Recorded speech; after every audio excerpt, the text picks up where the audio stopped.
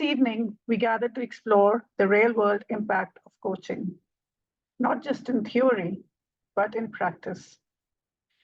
At the heart of this session is the tangible effects of coaching in organizations, communities, and lives. Welcome all to our session today, Coaching, Real-World Impact, from the coach's perspective and their experiences. Today, my panel brings a depth, integrity, and the lived wisdom to be part of this dialogue. Please welcome, in no particular order, Ms. Lina Al-Saad, PCC, Chair of the Global Governance Committee and part of the ICF UAE chapter. She brings a powerful blend of leadership, team system coaching, and emotional intelligence to her practices. Tassos, President of the ICF Doha chapter and the Middle East Ambassador for the ICF Foundation. He's an accredited ICF PCC Executive Holistic Coach with diverse international experience across Europe and Middle East. Last but not least, Akhil Al-Najmi. He's a professional PCC coach, author, and executive facilitator, and represents the ICF Oman chapter. He has co-authored the Arabic Coaching Competency Book, and he specializes in executive and personal coaching. Before we start today's session, I'd like to take a moment to honor Coach Fouad. This session today was something that he had worked on. His loss is, I think, something that we all still haven't reconciled with. He was a beloved member of the coaching community, not just in Bahrain, the GCC globally, and his spirit continues to guide this work. I would like to just play a small video showing his last thoughts with us.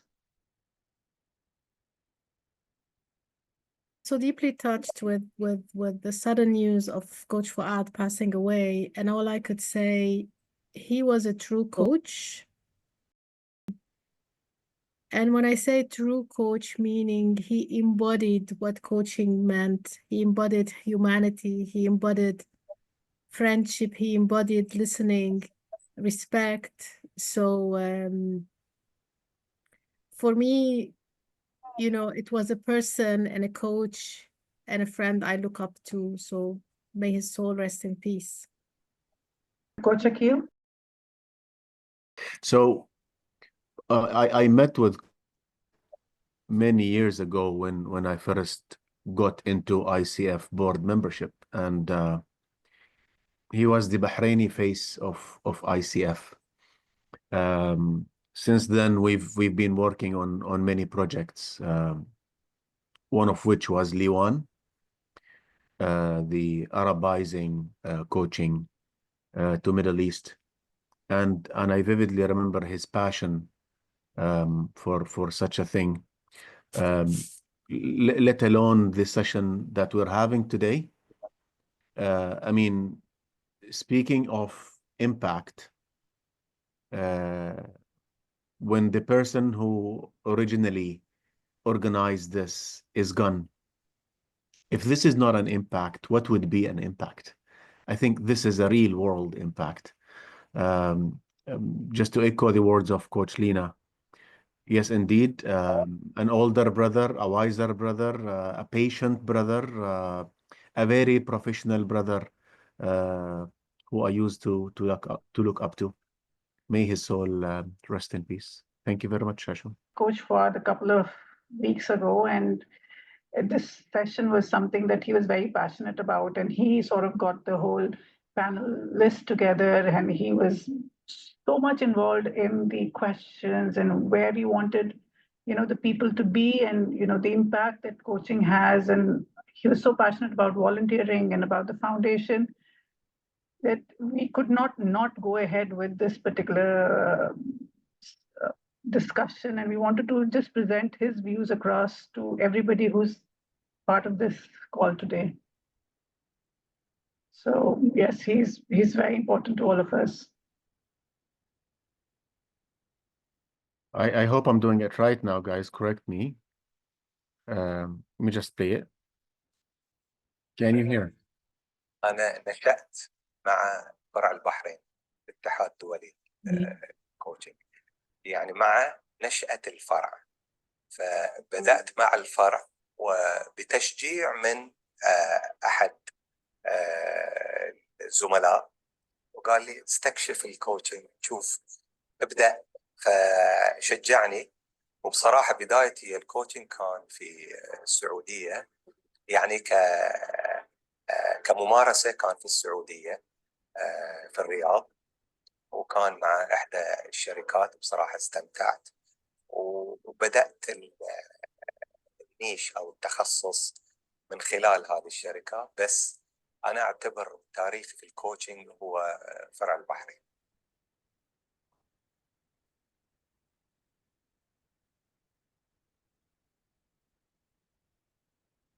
طبعا أنا ما أدعي أن يعني كل الموظفين اللي تم تطويرهم أن هي من خلال جلسات الكوتشنج اللي أنا قدمتها، ولكن كان في إشادة وكان في تواصل مع بعض الموظفين أن استفادوا من البرنامج بشكل عام، وهو التدريب ويعقب الكوتشنج، وأشادوا بجلسات الكوتشنج اللي أدت لوضع خطة عمل أدت لاختيارهم لبرامج ترقية في الشركة.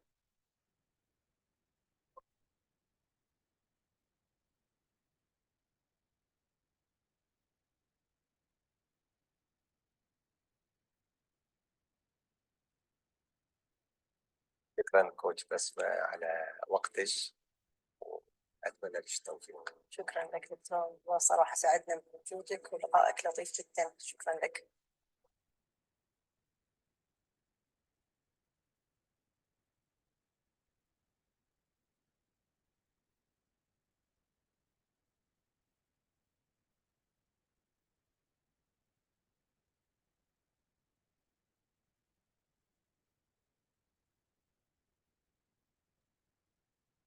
Thank you, Coach Akil. I'd like to call now Tassos. He was also part of the ICF Foundation with him to sort of reflect on his contribution and the incredible work of the ICF Foundation. Please, Tassos. Thank you, Sue. Thank you all. It's an honor for me to be here with you today, and thank you very much for taking reaching out to me, to be able to join you today and represent and continue Coach Fuad's work, with the ICF Foundation. I just happened to meet Coach Fuad in the last maybe couple of months, 2-3 months, since I engaged with the ICF Foundation since January.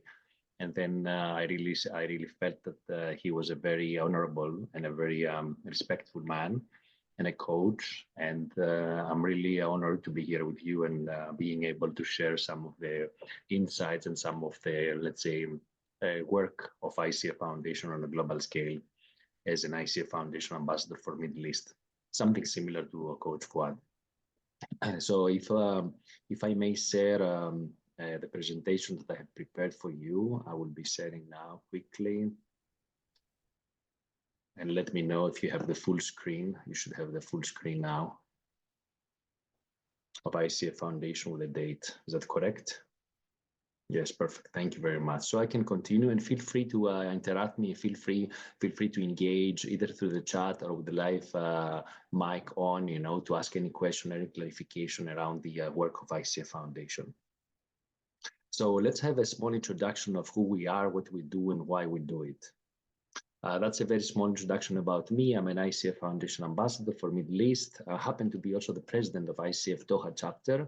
So I represent also the Doha chapter here today with you, and I have a lot of experience in a professional space with different corporate roles.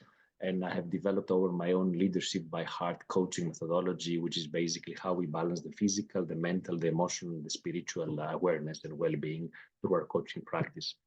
I was lucky, and happy to have education in INSEAD in France and in London Business School. And the fun fact about me is that I did not know anything about coaching before like 2020. This is where I started engaging with coaching in 2021, basically. So what is the ICF Foundation? What is the mission of the ICF Foundation? The mission is to really accelerate and amplify social system change through coaching. So coaching for social impact. in simple terms, right? A world that the coaching is integral to be able to transform the societies. And this is what we are doing anyway with our coaching. And this is coaches that are passionate like us, really want to create impact, real impact, which is also our subject today, into our communities and our societies and to our clients, coaches, our families, and everyone. And of course, social impact is how we can also measure this positive income on the organizations or the small groups that we are working with, or the when we are engaging with different kind of projects, like maybe most of you have already engaged in either on a pro bono basis or on a low bono basis, and you're trying to create social impact in your projects and with your clients and with your coaching engagements. So what's the global purpose? The global purpose of the ICF Foundation is to build awareness about the power of coaching. Secondly, to harness the power of coaching to increase the positive social change.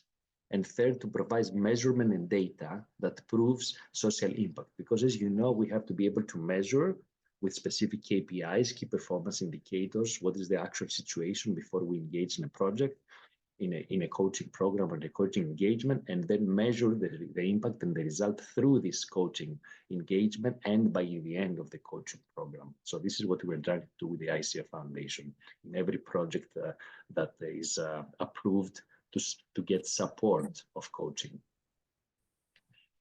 There are 4 different programs mainly in ICF Foundation, and we will go in a little bit more detail in each one. The first one is fundraising. It's about donations. So how ICF Foundation can receive donation from different organizations or from individuals, to support their cause and support their mission.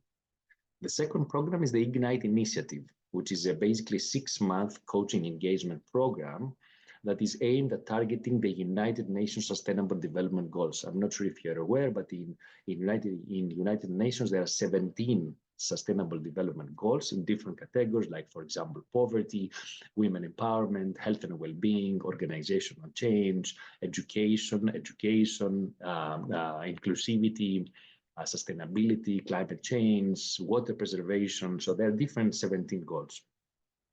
And I will analyze a little bit more after. The third pillar of the programs of ICF Foundation is the ICF Foundation scholarships. So there's a possibility for aspiring coaches that maybe they don't have the financial means to receive scholarship and do the first level, the level 1, the ACC, the so-called ACC, and get accredited through this scholarship. And the fourth pillar, the fourth initiative, is a special project, which is they go beyond the 6-month partnership with the organization, who align with at least one of these UN Sustainable Development Goals through their mission and vision. So if we go deeper in one by one, let's talk about fundraising quickly. So you see here that one of the biggest, let's say, chapters in 2024 that supported ICF Foundation with donation is Vancouver, and I was happy to see today that a couple of our participants are from Canada already. I think it was from Toronto or someone else. So well done to Canada, with the ICF Canada here and ICF Vancouver specifically. Also, there were chapter champions like United Kingdom, ICF Metro DC, the Malaysia and San Antonio, that they really consider to be the one of for some of the biggest donors to the fundraising efforts of ICF Foundation. Of course, it's about philanthropy, right? Because you have to have the internal, let's say, motivation and the internal compassion, to be able to support by donating to ICF Foundation. So there are ICF members like us, accredited coaches. It can come from ICF chapters. It can come from companies, private businesses. It can come from other foundations that maybe they have similar roles or missions or causes. It can come from non-profit organizations, and it can come also from ICF coaching education providers. For example, I will give you, when we'll be talking about the scholarship, when we have a scholarship usually and someone receives a scholarship, one coaching education provider is offering this scholarship basically through the ICF Foundation, so that the nominee and the selected and approved candidate receives the coaching education for free. In terms of philanthropy, I think so. Yes, sorry, that was the second time. No, I need to skip this. So in terms of the second initiative, which is the Ignite Coaching for Social Impact program, I don't know if you have ever heard of it. Maybe some of you have already engaged with Ignite, and that was one actually of the big initiatives and the big contribution of Coach Fouad as well in Middle East, even before I joined myself. It's the 6 months coaching program that is offered either on a pro bono or on a low bono basis to organizations that they are targeting, and they have mission around one of the 17 United Nations Sustainable Development Goals, as we discussed already. So these are some key performance indicators. Here you see that in 2024, we had 63 projects globally, over 1,200 credentialed coaches engaged, because their programs are delivered, the coaching programs are delivered by ICF credentialed coaches in the specific territory. They can be in person or they can be online. Over 1,160 coaching clients served, for over 5,330 coaching hours, over $1.3 million estimated value of coaching was offered, either pro bono or in low bono. And there were 48 ICF chapters engaged. And the coaches that they are engaged, they receive 2 resource development CCEs credits, and also the managers of the Ignite projects, they receive 3 core competencies CCEs. So this is also an additional value to the coaches and the Ignite project managers that are involved in the Ignite program. Please feel free to scan the barcode. The barcode will take you to the ICF Foundation Ignite page, where you will see a full detail. It's very well explained. It's very self-explanatory. You can see all details there, and you can even sign up for a next project.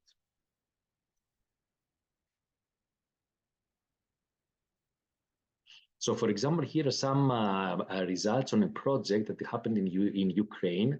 Oh, sorry, I skipped this. In 2022 and 2023, where you had 155 coaches, 234 coaching clients, 1,300 coaching hours delivered, almost $400,000 of estimated value of coaching.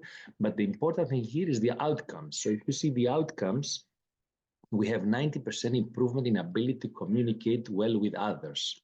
This is a huge growth and a huge KPI in terms of the communication, in terms of the power of communication with others. Then we have the productivity, which reached up to 40%, improved by 40%.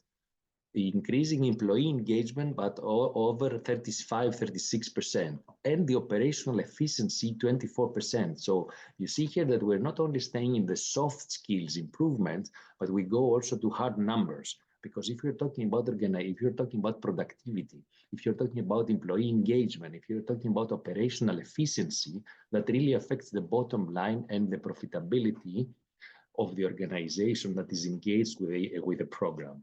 So it's not only soft skills, but it's also real numbers, real figures that have impact. And feel free again to scan the QR code and read the full story. What is happening with scholarship? So as I said before, a scholarship is basically when someone, and the applications are open, by the way, now, I will show you another slide later on this. There are over 100 scholarships awarded since 2023. You see the growth here from 8 in 2023, we went up to 22 in 2024, to 73, more than tripled in 2025, and now in 2026, for the year 2026, the applications are open now. If you scan the barcode, you will go directly to the scholarships page, where you can see what is the requirements and how you can submit, how you can apply, you or someone that you know, they can apply for a scholarship for the first level, as we said, the ACC level. And finally, the special projects is projects that are beyond the 6 months and up to 12 months. So it's a special agreement on a special terms and conditions between the ICF Foundation and different organizations. So for example, you see here UNICEF, you see Special Olympics, you see the Obama Foundation. So there are around 3 projects that happened in the last period, 56 coaching clients served, 56 credentialed coaches engaged, and two resource development CCC credit were given, and almost $50,000 in revenue for these special projects. But the special project can be something really, really big, because if an organization, either a non-profit organization or an NGO or any organization would like to engage with the ICF Foundation and receive pro bono or low bono coaching beyond the 6 months, it's really worth talking with the ICF Foundation ambassadors like me or all over the world, and of course the ICF Foundation management. So now the application dates, as you see here, and this is very important, that the scholarship, they just started on May 12th. So if someone wants to apply to get a scholarship, their applications are already open until June 30th.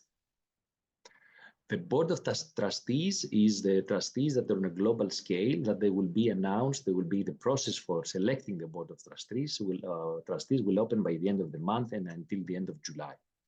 The Ignite program, which is the 6 months coaching program that we discussed before, the next cohort, the next window of applications opens on June 9, and it will stay on for 2 months until August 15. So if you have any organizations that you'd like to support to apply for the Ignite cohort 2, please don't hesitate to reach out to me directly, and I can guide you through the process. The application is very simple, but still you need to know, you need to understand how it works and what is the mechanism and what is the benefits that you can receive.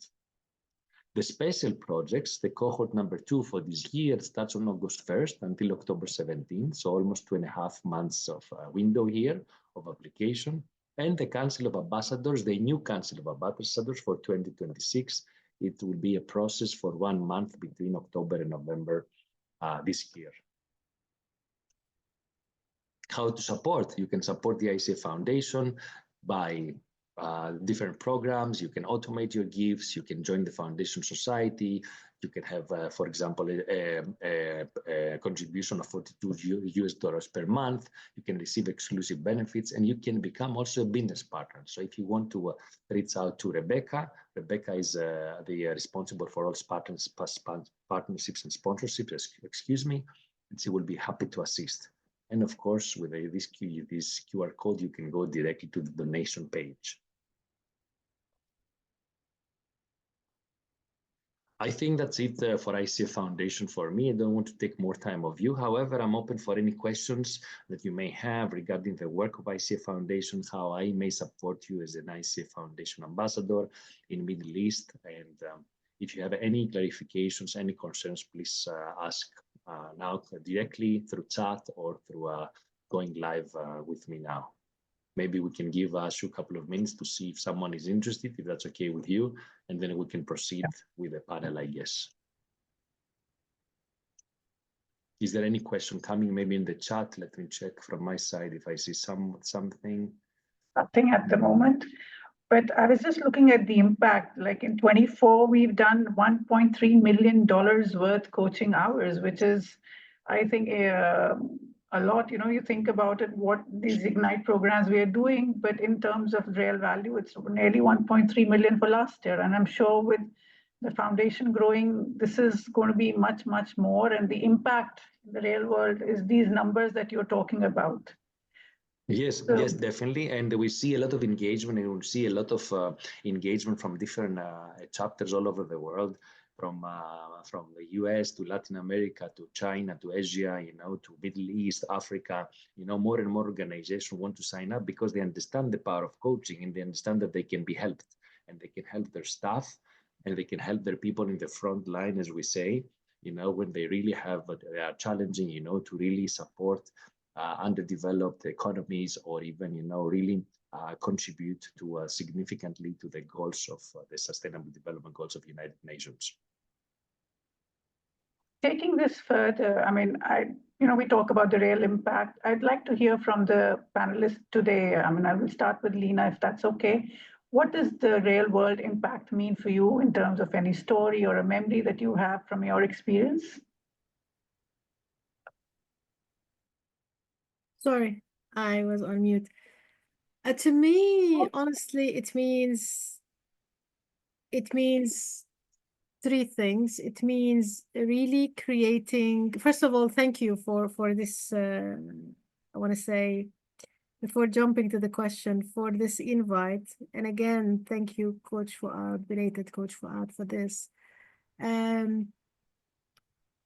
So the coaching impact means going towards the invisible and the visible, meaning creating shifts in the client, in their mindset, in their decisions, but more importantly, also some observable transformations that will go beyond the person, that can impact, for example, in the organization, the teams, that can impact the whole culture of the organization, and that can impact the society.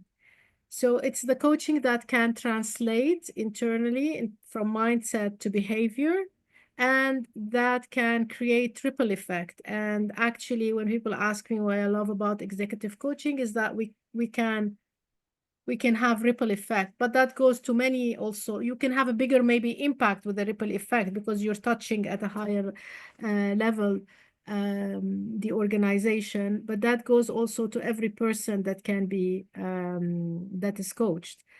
And it also is how we can sustain this behavior. So the impact is measured by sustaining these things, not just during the coaching sessions or the coaching period.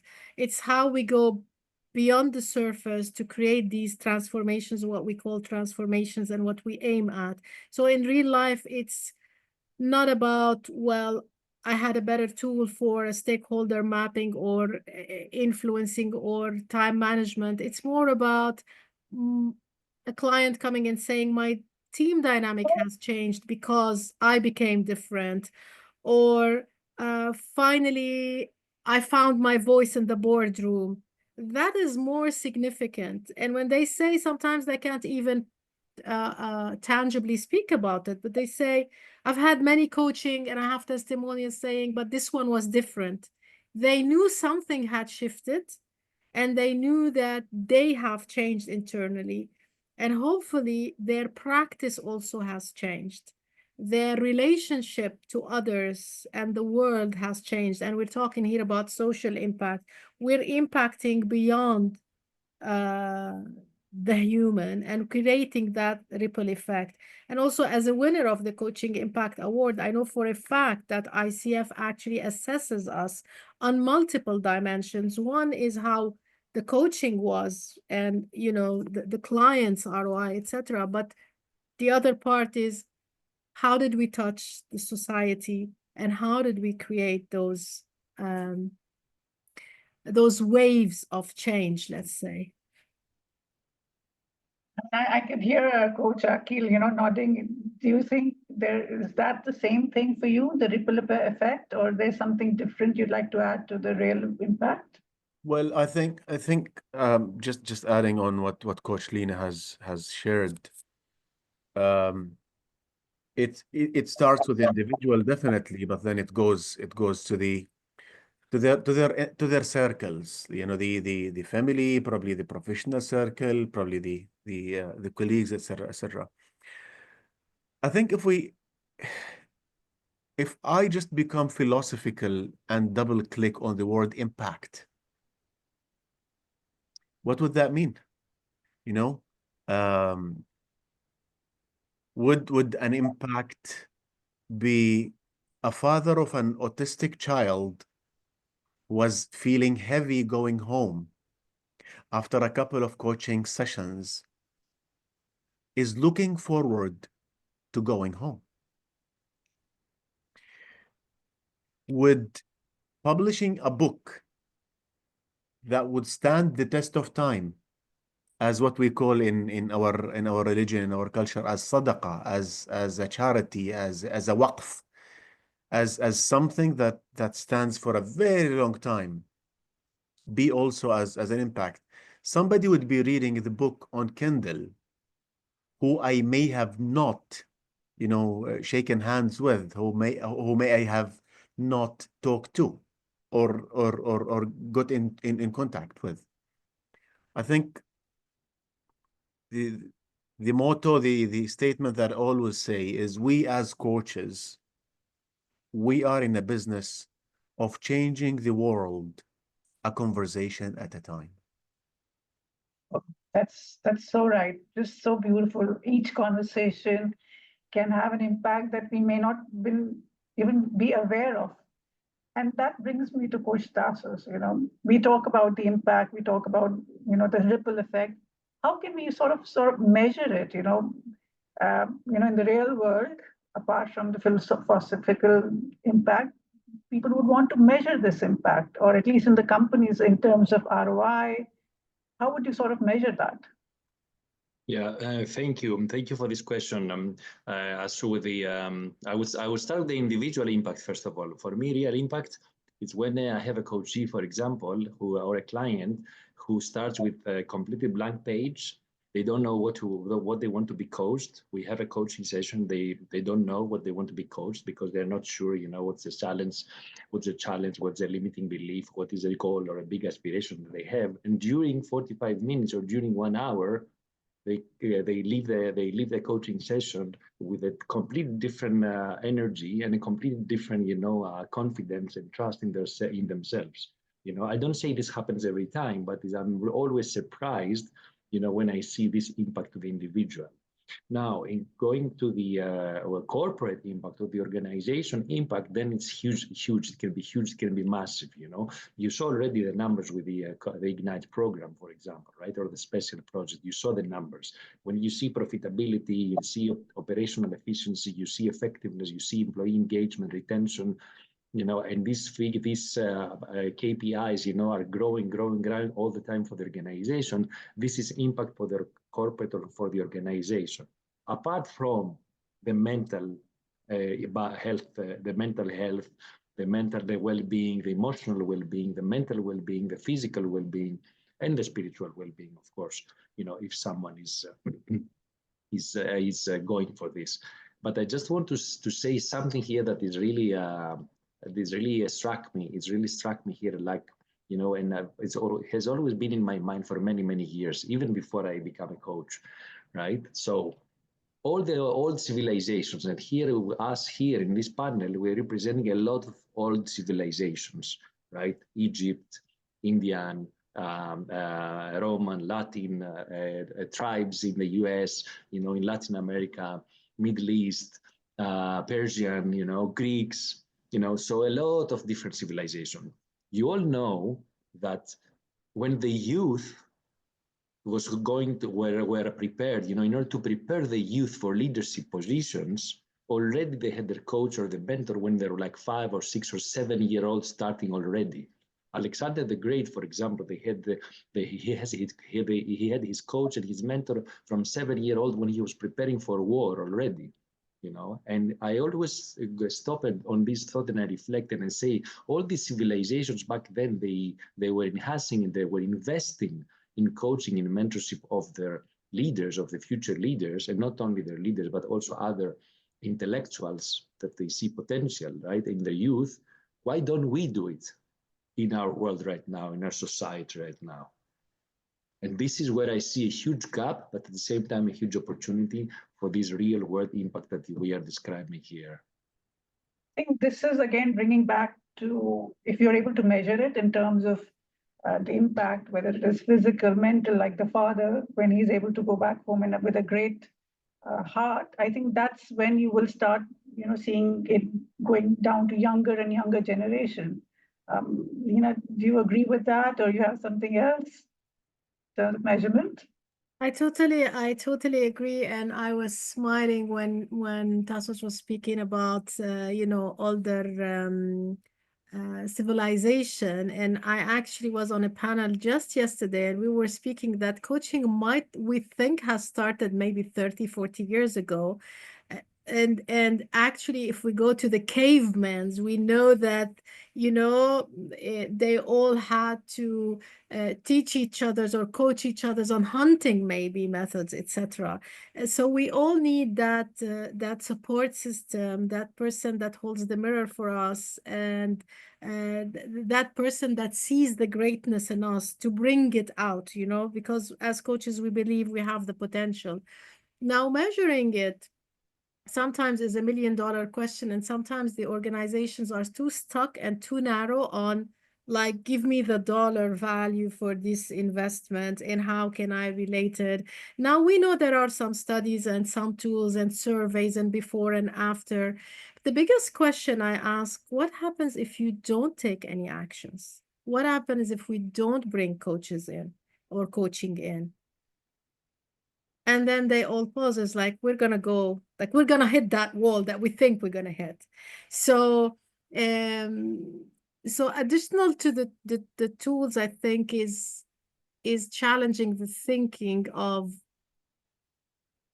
yes, we need to measure it, but also we need to know that the impact is created really beyond. I think something I remember, there was an old saying, a stitch in time saves lives. So, if you think about coaching is, what is the benefit of coaching and what will happen if you don't sort of bring in the coaching culture? And I wanted to ask you, Coach Akhil, I mean, are there other challenges other than just the return on investment that you faced when you were been coaching people? Thank you very much, Coach Ashu. I think I would like to split my answer to your question into two. One is to give very due recognition and respect to all board members who are sparing their time. I mean, 20 hours a week is an understatement. I've done 5 years of my life, being a board member. And let's speak about challenges. For those who have not been part of board membership, I think you guys are missing a very big lesson. In fact, many lessons of how coaching can really leave an impact. So I'll start first with board membership, just high level. I promise I'm not gonna compete with your dinner. So 10 years ago, 2015, I met with an MCC. Her name is Benita. She's still in Oman. And she introduced me to coaching. A year later, or 2 years later, that was 2018, I became the first Omani credentialed. So 10 years ago, coaching was still in its cradle in Oman. What were the challenges? People were still confusing coaching with training. There was something around brand mutation. There was a big issue for us as board members, as a challenge to strike the balance between our work as voluntary, our family commitments, and our job. I mean, as I said, 20 hours is an understatement. It's not less than that most of the time. Another challenge we also faced was instability of board members, term. Somebody who didn't stay for 2 years. Another challenge we also faced was pulling community together. I mean, having individual coaches does not equal to having a strong community of coaches. And this is kind of a separate conversation. Another challenge we faced was the legislation and the maturity of the system in the country, where they also did not recognize coaching as a standalone profession, just like many other professions. Fast forward to today, I think we've put some good lasting, impact. We hosted Middle East Prism Award in Oman. That was, towards the end of COVID.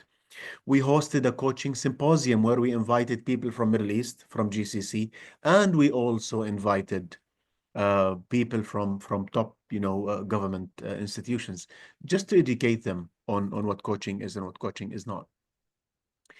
My role, when I first started teaching coaching, I was discussing with my co-author, how come that we have a lot of English tutorials, English books, English videos about coaching, but we don't have an Arabic book that is per the ICF new core competencies. And it was there and then that we wanted to get this started. If you Google, if you go to YouTube and write ICF Oman chapter, you will find a good video library. And this is an accumulation of many years. And I remember vividly the conversation in 2020 when we said, 5 years from today, what are we going to regret not having done? And then we agreed on having to record videos and sessions and put them there. So it does stand kind of the test of time. I think one thing that I also would like to whisper to the ears of coaches, either individual or board members, is as much as you can, run away from WhatsApp messaging, run away from sending an email. Daniel Goleman, the father of emotional intelligence, says this is not communication.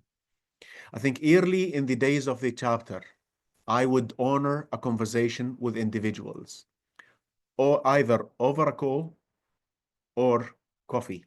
Let's come to basics, human, one-to-one, conversation.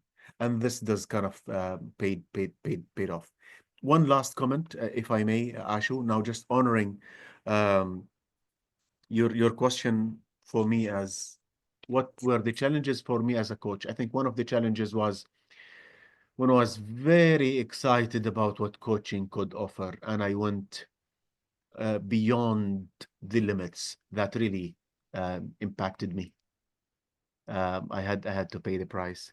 The challenges early on were very much visible around me, prejudging and either stopping to listen to the client. I'm being here vulnerable, but these kind of are the challenges that exist within us as human beings. Or a challenge that lies within the heart, the mind, and the body of the client is when the client doesn't know what they are committing to. Opportunities are very big. What is more than a client who became in peace with a life disability? What is better than a client who's telling you, I've been having peaceful nights after overthinking that my late father is not proud of me? I'm gonna stop here.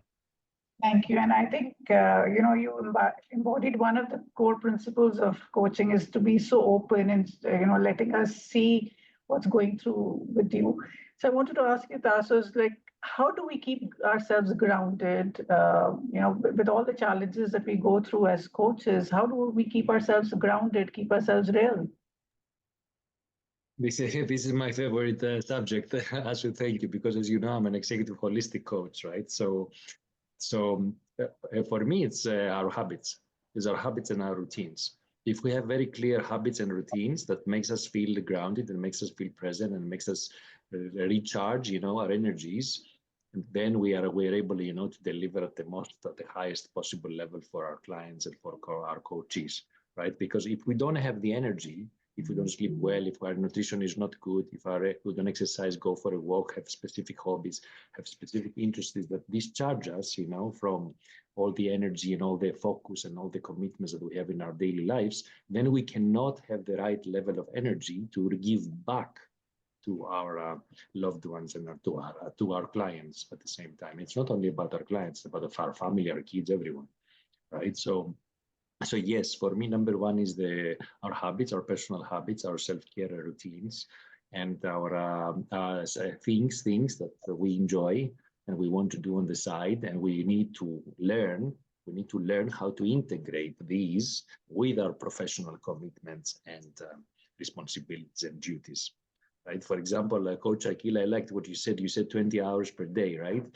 For me, since January now, I really have counted 250 hours of volunteering with the ICF Doha chapter and the ICF Foundation as ambassador.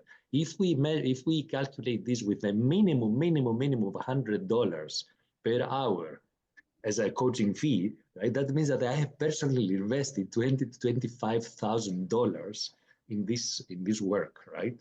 And I'm very happy to do that and continue doing that. But this needs to be translated, and it's already translating gradually, to social impact through the work that we are all doing, because this is the work that we all do voluntarily, it creates the impact. And it can be monetary as well. It can be monetized. It can be monetized just by this simple calculation that I just explained. So coming back to the groundedness and the mindfulness and the presence, yes, we have to be grounded, we have to be mindful, we have to be present. But in order to do that, we need to have our own habits and rituals and self-care practices to keep us going. Otherwise, there's no way. And then if we burn out, then we will not be able to have the social impact that we want to have. And in fact, I've asked the coaches to write in the chat box what they're using to ground themselves and to make sure that they're rejuvenating themselves. Dina, you'd like to add something to that? First of all, I say to Tassos, hang in there. and we've been there and we've done that, and we know it cannot be monetized because this is a lot more than 20 hours a week. It's correct. But we're driven by that impact. So this is what fuels us. And if we want to talk about how do I personally, I'd love to connect with community to stay grounded. I love, because coaching behind the screen most of the time or just is a lonely profession. And I love to really reach out, and I recharge when I see community, when I built it first, and then when I come back to it and I blend into it, it gives me a lot of, it helps me recharge. Another thing is supervision. It helps me reflect a lot on what I'm doing. It helps me, so I'm always enrolled in different supervisions, and I love it in terms of groundedness. Do you have a special memory or a special case where sort of it made a huge impact and it helped to be grounded and, create that impact in somebody's life? I actually do. And when people usually share a powerful story or a coaching moment or an impact, it sounds glorious. But what I'm going to share is a kind of a failure that I learned from, but it then turned out to be great. So I had earlier on, I had an executive that, kind of very assertive to a point, aggressive, very fast-paced, everything is about work. And we had designed, and he asked me, he wanted to be challenged, but obviously he wasn't open to challenge. The type that, yeah, give me the challenge, but he's not going to accept it. But at one moment, I remember that we were talking, and I pushed and I held up the mirror to him, and he didn't like it, and he snapped, and he's like, you know what? I need to reconsider these sessions. And he was very assertive and kind of almost a bully even to his team members. So he closed his notebook, he stood up, and he was leaving. And I knew that moment, I was like, well, I'm losing a client. Obviously, I lost him. But I had to gather all my courage and do what was in service. And I said, well, I understand, and this could have been very uncomfortable for you. And you asked me to challenge you. And right now, I'd like to leave you with a reflection. Where else in your life or in your work do you quit when being challenged? And literally, he was frozen. It's like dropping down a needle. He turned back, then he didn't like it, then he moved. And I thought, that's it. And I'm going to be having a call from the company or something. Honestly, a week later, he wrote me a long WhatsApp message saying that this was one of the breakthrough moments in his life, and that like he was processing. And we know a lot of coaching happens outside coaching. So yes, I had an impact on this person, but it was also something that's very powerful for me to really believe and stand in the grounds of my, of the coaching practice.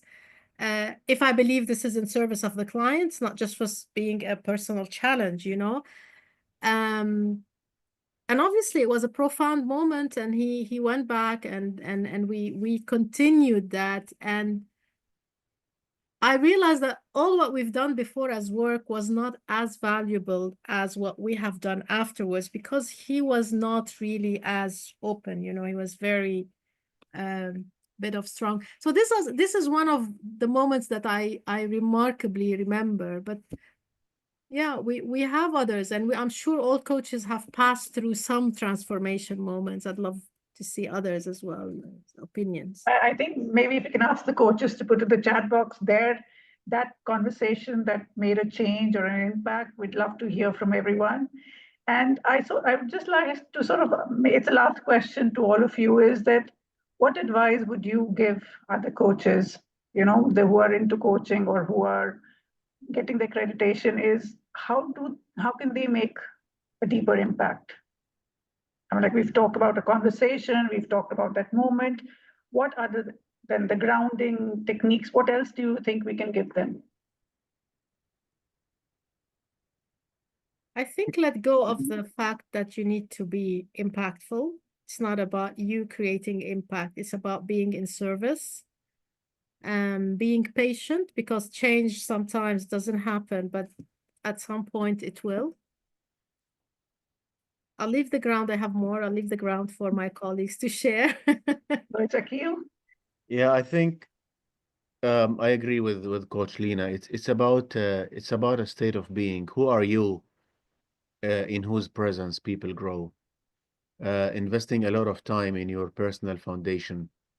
The deeper you go in your personal foundation, the higher you can reach, and the higher you can stretch your clients. Believing in your clients is also another thing, and just building a brand of yourself, and just investing. Invest in yourself, my friend. That's what I found to be the most useful and piece of advice. And just be authentic. Just be who you are. If you don't know it, then you don't know it. Show vulnerability. Be human. I think we've seen that in the conversation today. You've all been vulnerable. You've all been authentic. And plus, you've been all giving. So I think you're really, embodying the words that you're saying. You walk the talk in a way. Anything that you'd like to add, Coach Tassos? Yeah, thank you. Thank you, Lina. Thank you, Akil. Grateful insights. For me, I think let's say a small, what motivates me, right, is that, of course, because yes, we all have our down moments. We all have our low energy moments. Maybe we get discouraged. Maybe we lose a client. Maybe we don't try to break through or push through on our objectives and our goals, etc. So maybe it takes more time than our expectations. And then we start having this self-doubt internally. What's happening? Can I do it? Can we do it? Can we sustain ourselves there? Should I invest this 200 hours, 250 hours, whatever, or not? And all this. But in the end, I think for me, the big trigger and the big motivator is the greater cause. It's how we can connect with something greater than us, whatever it is greater means for everyone, right? If you're connected with something that it's really greater from you than you, then you have this internal motivation to keep going, to keep the sustainable effort, and achieve what you want to achieve, whatever a success and achievement means for everyone, of course. So now growing up myself, I tend to try to connect myself with something really bigger. That's why, for example, I applied for the ICF Foundation to be an ambassador, because I'm really into coaching for social impact, and I really want to see changes, in my people, my community, my neighborhood, my society, the planet. Anyway, so this is my greater, mission and my great contribution, and this is what I'm striving for. So this could be potentially something others can, resonate with and can make it and change in their lives and in their focus and in their energy. So I'm opening the floor now to the participants if they would like to ask or add something to it. There is, however, a question in the chat box. It's from Beth. She's saying, how does it help to neutralize inequalities between nations when coaching is made more accessible to people who otherwise won't be able to afford it? How can it therefore improve international relations?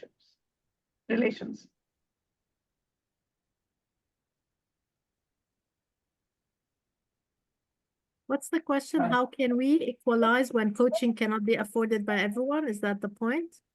Beth, would you like to sort of ask the question? If you can unmute yourself. I'm inviting a discussion about impact. not just on that individual level, but how do we, if we're offering more scholarships, more accessibility to coaching, for instance, with the Ukraine program or with other programs, how does that affect, I'm hoping, improve inequalities between nations and perhaps improve international relations? It might not be the first effect, but maybe a ripple effect. So just trying to bring individual coaching into the bigger systemic picture. May I jump in a little bit here? So thank you, Beth. It's a great question, really, really powerful question, this one, because it's a huge problem, right? Especially what was happening in our planet, especially the last couple of months, 2 or 3 months, starting with Ukraine and then, different regions, So we all know that, one of the main core competencies and skills of coaching that we as coaches go through, but also our clients, and we want to support our clients to go through. This is about empathy, right? So for me, the key word here is empathy. When you have empathy between the parties, that they are, fighting for different issues because of culture, because of religion, because of limiting beliefs, whatever they have, because of conditioning, cultural conditioning, in their states or in their interests, then coaching can really make the difference here. Because it opens up the dialogue, it opens up the empathy, it opens up the sensitivity, it opens up the active listening, to understand, the other side, to understand the other party, to understand the other side. And in this way, instead of polarizing and, create more distance between each other, coaching can bring back, a more space of compromise, a more space of consensus, a more space of, agreed decisions and actions. I'm not sure if I covered you with this, but this is my approach, at least.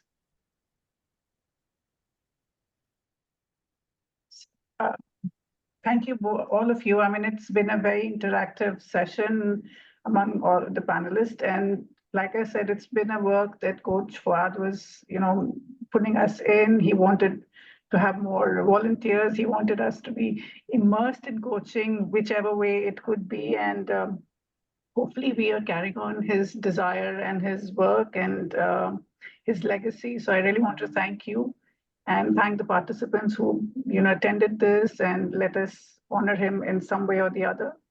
I'd like to sort of request all of you to switch on your cameras so we can take one picture, group picture, if that's fine with everyone.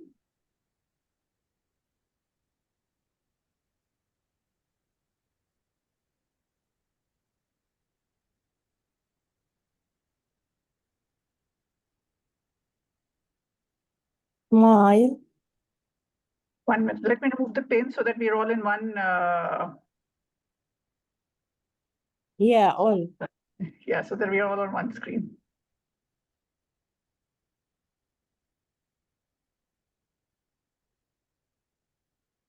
Can I take another one? Show me your smile, all.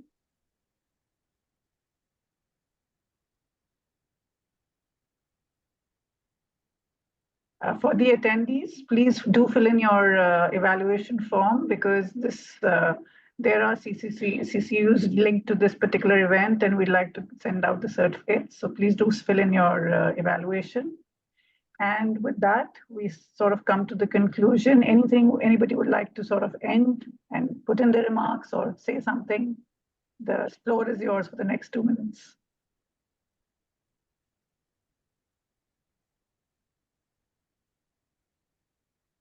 Dr. Salman, you're on mute.